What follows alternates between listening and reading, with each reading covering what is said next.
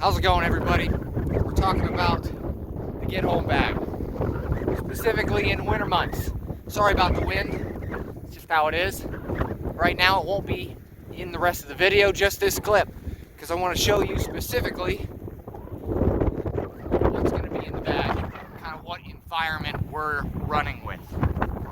So if you hold on just a second, I can transition to somewhere warmer, explain about the summer bag and the winter bag. We're going to go over everything in the winter bag.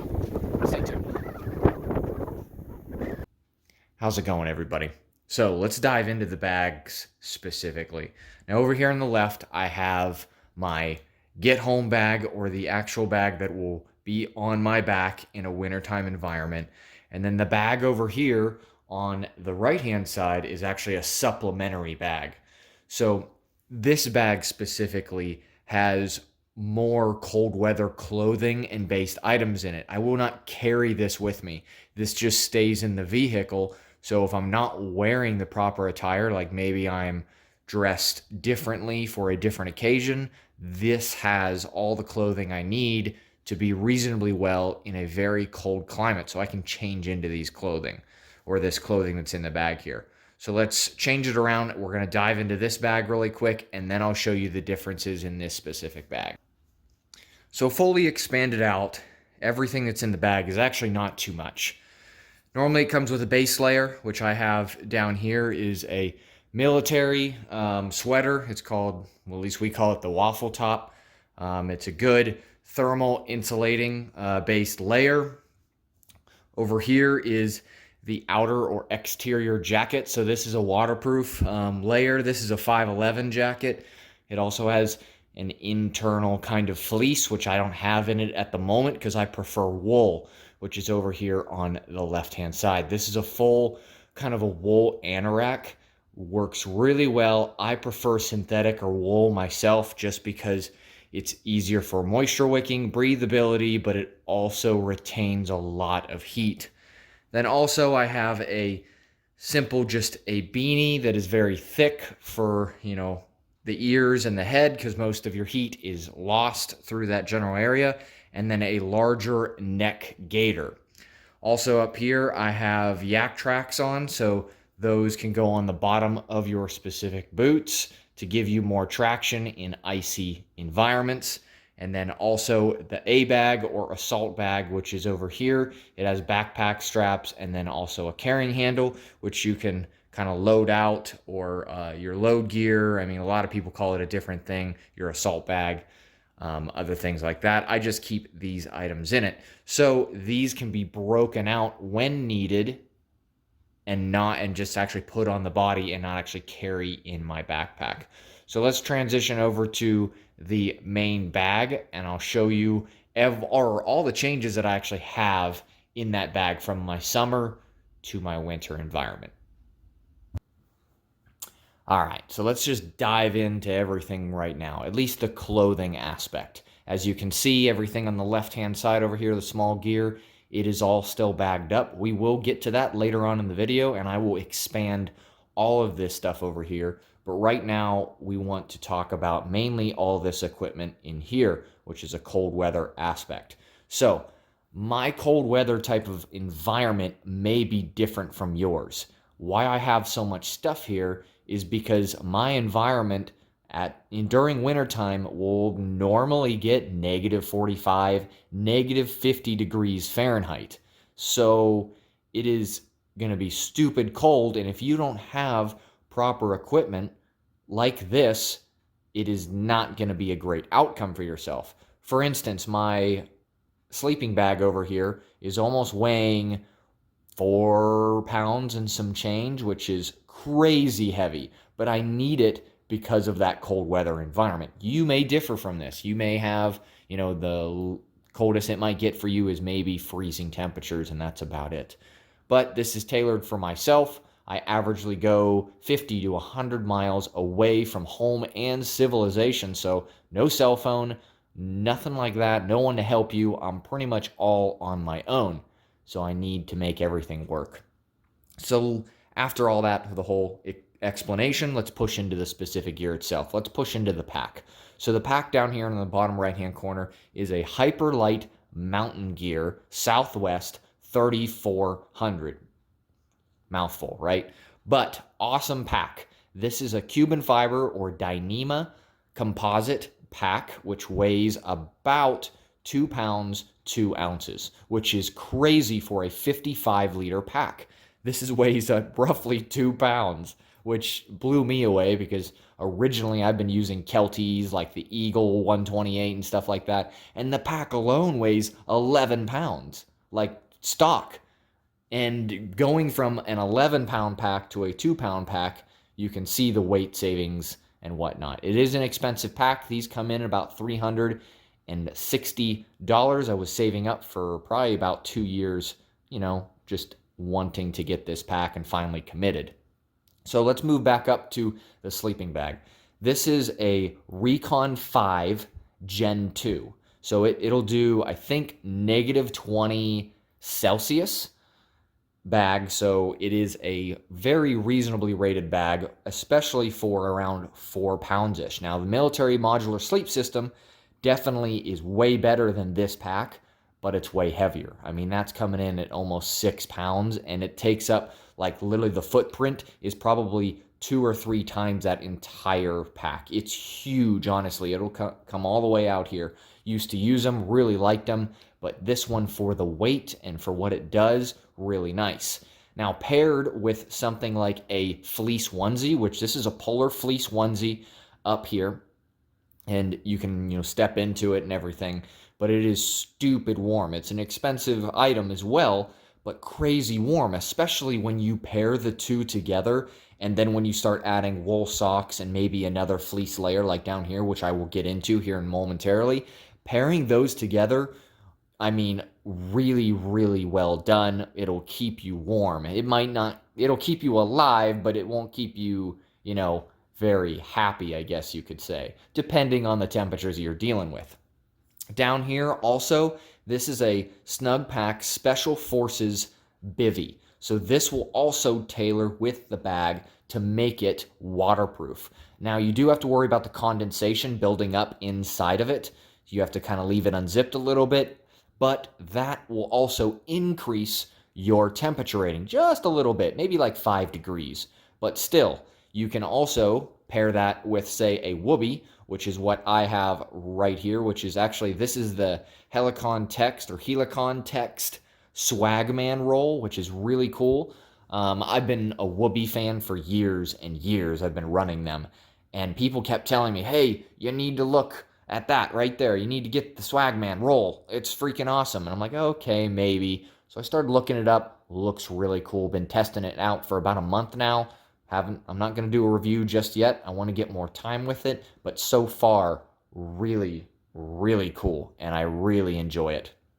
So, moving down from that, once you pair all those together, especially all this, you have a really good system. Also a sleeping pad. I would recommend something to keep you up off of the ground because that heat will get sucked. The ground will suck the heat out of you. So it doesn't even matter how warm you are. You just can't keep it because the ground is going to keep sucking it away. So this is a lightweight alternative. Also, I'm going to be throwing in the links of everything below that you guys can get this. Moving on to the clothing kind of aspect of what I am wearing, which these are Ranger rolls, at least what I call them, and what other people have. The Rangers kind of coin a lot of stuff, which I don't know if they made it or they just stole it. You just don't really know, kind of like Ranger beads.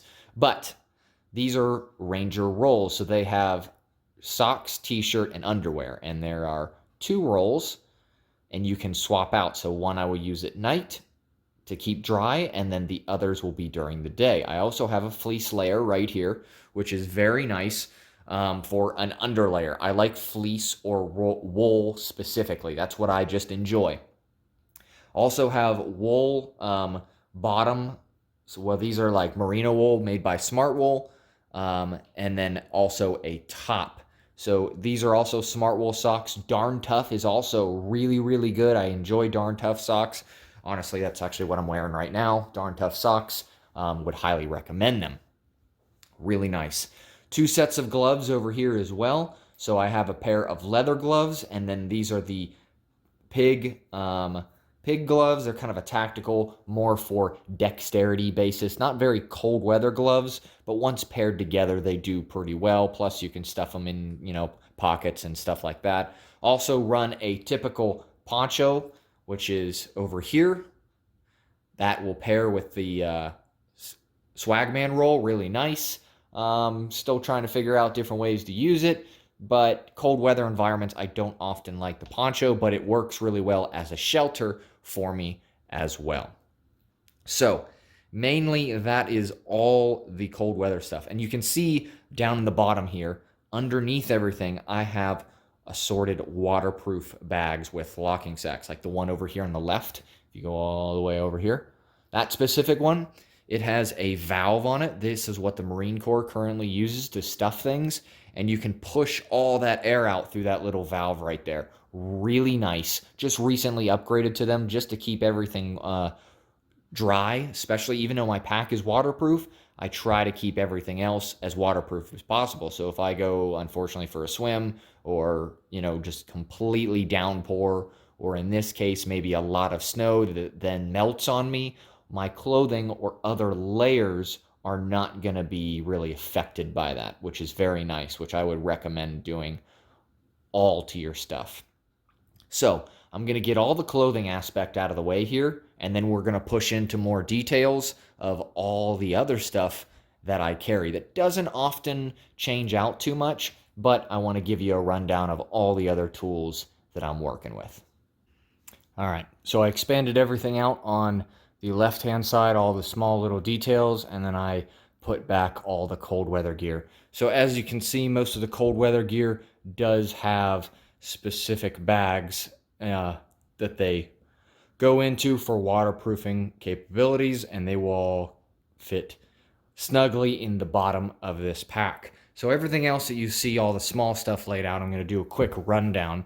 So up here, this is the chest rig that I often wear pretty much all the time. And mainly the outline of where my laser is, pretty much all of this stuff resides inside of that. So it is a small way to carry concealed a firearm on your chest while utilizing a backpack, because you can't really put a firearm in the waistband. It's more difficult that way. So I run on the chest concealed, which is, this is a Glock 29. So it is a 10 millimeter, has a light, and then the Glock 20 mag in it. And then I have the actual Glock 29 mags in it as well. Everything that fits inside of it, like Rite in the Rain, pencil, pad, flashlight. There's some extra food. I have 2 Garmin devices. One is a Garmin InReach, so a satellite communicator, which is this one right here, which I can send text messages, other things like that through satellite, and I do not need cell phone coverage at all to utilize that. So that's pretty nice to use. And then I also have a Garmin Fortrex. This is a 601, very good unit for navigating. Also the backup compass. This is a small survival kit, a mini one that literally has everything. So if I would have to ditch my pack, I would still have my chest rig on me, and at least that small survival kit would possibly get me through to the next day or till I find something more substantial. Also carry a Benchmade bug out, assorted cache, extra batteries, and that is a fully self-contained unit. There's some paste beads right there as well that work with the maps, which you can see right there as well. Over here, the laser pointer is starting to die on me a little bit. Moving down from there, my specific tools. I have an ESEE 4, which is down here. Very nice knife, a little heavy, but I do enjoy it. The Baco Laplander saw, and then a sharpening stone for the specific knife. I have a titanium spork. Down here at the bottom is a water container. I have a Keith titanium canteen and a pot. They merge together. Very nice. I like them a lot. Ultra lightweight and titanium is really, really nice for thermodynamics and other things like that. To keep heat and cold, works out really well. Smart water bottle rolled with Leukotape, which is really nice way to fix blisters and other stuff like that. I have a specific top on this. It's actually out of one of the Life water bottles, and it works with my kit, my water purification kit. So I can actually stow this in the backpack together, and I can actually get filter clean water on the move, or dirty water to clean water in a bladder reservoir that is housed in there as well. So I can stuff it in the side of my pack, and it'll actually, on the move as I'm walking, will filter my water with me, which is really helpful and handy. Below that, I have a small trauma kit. Next to that is the hygiene kit. So it has, body glide, body powder, other stuff like that can keep you moving. Toothbrush, smaller stuff like that. Up above that, the next bag, which is up here, that is the perimeter alarm kit. So they use small 209 primers, and they have Kevlar cord that you can string out in different locations all around your campsite to give you a warning of some predator or something unwanted stumbling into your camp. Above that is a fix-it kit for the specific bag, and other gear itself has common zip ties, adhesive tape, extra buckles, things like that to keep you running in case my bag would go down, a backpack strap or something like that. Moving up from that, I have assorted silver and a fishing kit with the speed hook, the automatic hooks that you can drop in the water when the fish tugs on them. They spring open, and it actually jerks the hook. So it's kind of a passive way to collect food if needed. Above that is mainly all my electronics, is everything up in here, which is trying not to get it to focus in. But I have solar panel here, availability, along with a battery bank. I have one that does AA's, and then I have a normal battery bank over here. There's assorted batteries, and then extra pair of glasses. There's an IR strobe, which gets to this general area up here, which that is specifically PVS 14 night vision. And I do run night vision along with the Cry Precision head mount, which is right here. So I do run night vision. That's how I run in my equipment. I normally operate at night when I'm trying to get away. I don't like people knowing where I'm at, during a serious situation. I want to avoid people as much as I can. Nighttime is going to be that sole way of not coming in contact with people, because most people sleep at night and are up during the day. When I move with this bag, I do the complete opposite. Next and last is a small hygiene kit or a bathroom kit, which has a titanium or aluminum trowel, which is really nice, and then some assorted toilet paper. And I think that's just about it. Actually, there's a fire kit right here. I missed that. Fire kit is right there. That's for all fire lighting needs and everything like that. If you want to see more details, like in depth of all this stuff, really up close with the camera, I actually have a full series on it. I just wanted to give you a rundown in this video of everything that I have, give you some ideas. But if you want to see details, I'll throw that whole video series in the description box so you guys can click on it if you like. So mainly this is the entire setup that I run. So cold weather environment, most of this stuff, as you can see, does not change, but a lot of this does. So I hope y'all enjoyed this kind of stuff. I'm going to do a night vision video. I've been saying I'm going to do it, but it's like literally -1 outside right now. Kind of difficult to do it. It's pretty cold. We have like 14 inches of snow at the moment. So it's a little bit difficult to get out in this type of environment at the moment and film properly with the night vision equipment. It can be done. It's just more difficult. I'm waiting for it to warm up just a little bit. Hopefully we get a warm up kind of soon, but if not, that video is coming. I got a lot of other stuff in the mix. Hope y'all really enjoyed this, because I enjoy sharing this stuff. If you guys have any information on what do you think I should actually put in here, what did I miss, what would you recommend, definitely throw that stuff in the comments. I definitely like hearing from y'all, and I hope you all have a great day.